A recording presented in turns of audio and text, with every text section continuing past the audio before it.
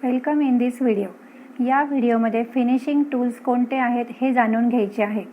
मुलींनो, तुम्ही आत्तापर्यंत dress making, fashion design आणि स्विंग टेक्नॉलॉजी या कोर्ससाठी कोणते टूल्स तुम्हाला गारमेंट तयार करण्यासाठी उपयोगात येणार आहेत ते सर्व लेक्चरचा अभ्यास केला आहे. म्हणजेच measuring tools, drafting tools, cutting tools आणि मार्किंग टूल्स हे सर्व टूल्स यामध्ये आपण identify the tools and use of tools याचा सविस्तर अभ्यास आपण मागच्या लेक्चरमध्ये केला आहे. तर या व्हिडिओमध्ये आपण फिनिशिंग टूल्स कोणते आहेत ते जाणून घेणार आहोत. इंट्रोडक्शन. फिनिशिंग म्हणजे काय? या फिनिशिंग प्रोसेसमध्ये कोणतेही काम शेवटच्या टप्प्यावर असताना चेक करतात, म्हणजेच फिनिशिंग करतात व फायनल करतात आणि नंतर ते पॅक करतात. तर या गारमेंटच्या फिनिशिंग प्रोसेसमध्ये काय काम असते? तर या प्रोसेसमध्ये धागेदोरे कट करणे, गारमेंट क्लीन करणे, प्रेस करणे, धूळ झटकणे आणि गारमेंटवर कपड्याचे किंवा दोऱ्याचे तुकडे असतील तर काढून टाकणे, अशा सर्व कामांसाठी वेगवेगळ्या फिनिशिंग टूल्सची आवश्यकता असते. गारमेंट तयार करण्याच्या इंडस्ट्रीमध्ये तर थ्रेड ट्रिमिंग मशीन्स देखील वापरले जातात. डेफिनेशन. गारमेंट शिलाईच्या प्रोसेसमध्ये गारमेंट तयार करणारा कारागीर गारमेंटमधील धागेदोरे कट करू शकत नाही आणि म्हणून ते काम फिनिशिंग प्रोसेसमध्ये केले जाते. त्यासाठी फिनिशिंग डिपार्टमेंट महत्त्वाचे असते. म्हणजेच काय? तर गारमेंट तयार झाल्यानंतर फिनिशिंग करतात, त्यासाठी जे टूल्स वापरतात त्यांना फिनिशिंग टूल्स असे म्हणतात. List of finishing tools. यामध्ये आपण कोणते टूल्स वापरणार आहोत त्यांची नावे आणि यूज तुम्हाला अभ्यासायचा आहे. तर यामध्ये trimming scissor, thread trimmer, pinking scissor आणि प्रेस या टूल्सचा तुम्हाला उपयोग करायचा आहे. ट्रिमिंग सीझर शिवणकाम करताना धागेदोरे कट करण्यासाठी याचा उपयोग करतात. थ्रेड ट्रिमर यामध्ये छोटी स्प्रिंग असते आणि त्याचे ब्लेड ओपन असतात.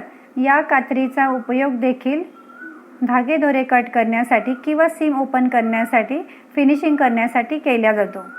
पिंकिंग सीझर या कात्रीमुळे झिगझॅग कटिंग होते आणि आतले शिवलेले दोरे निघू नये म्हणून या शिलाई मार्जिनला या कात्रीने कट केले जाते.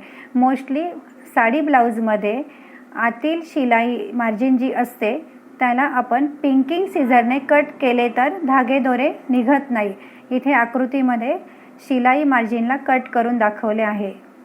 Electric press. गारमेंटला प्रेस करणे सर्वात महत्त्वाचे असते. गारमेंट तयार होत असताना कापड सरळ करण्यासाठी व गारमेंटवरील रिंकल्स घालवण्यासाठी तसेच गारमेंटची घडी घालून पॅक करण्यासाठी प्रेस केली जाते.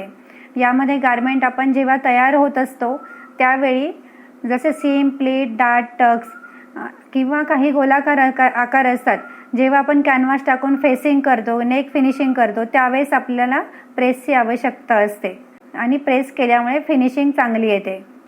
या इलेक्ट्रिक प्रेसला एक नॉन कंडक्टिंग हँडल असते आणि रेग्युलेटर असते जे आपण टेम्परेचर सेट करण्यासाठी वापरले जातात. आता इथे आकृतीमध्ये रेग्युलेटर आहे. ज्या गारमेंटला तुम्हाला प्रेस करायची त्या गारमेंटचा फॅब्रिक टाईप तुम्ही बघायचा आहे. कॉटन आहे, सिल्क आहे की कोणता ऊल वगैरे आहे, त्यानुसार तुम्ही हा रेग्युलेटरचा टेम्परेचर सेट करायचं आहे. गारमेंट फॅक्टरीमध्ये फिनिशिंग प्रोसेसमध्ये फिनिशिंग डिपार्टमेंटमध्ये प्रेस करताना दाखवले आहे. अशा रीतीने आपण फिनिशिंग टूल्स कोणते आहेत आणि ते कोणत्या कामासाठी यूज होतात हे सविस्तर माहिती घेतली. तर त्याची काळजी कशी घ्यायची आहे ते सुद्धा महत्त्वाचे आहे. तुम्ही थ्रेड ट्रिमर किंवा ट्रिमिंग सीझर वापरताना काळजीपूर्वक वापरायची आहे.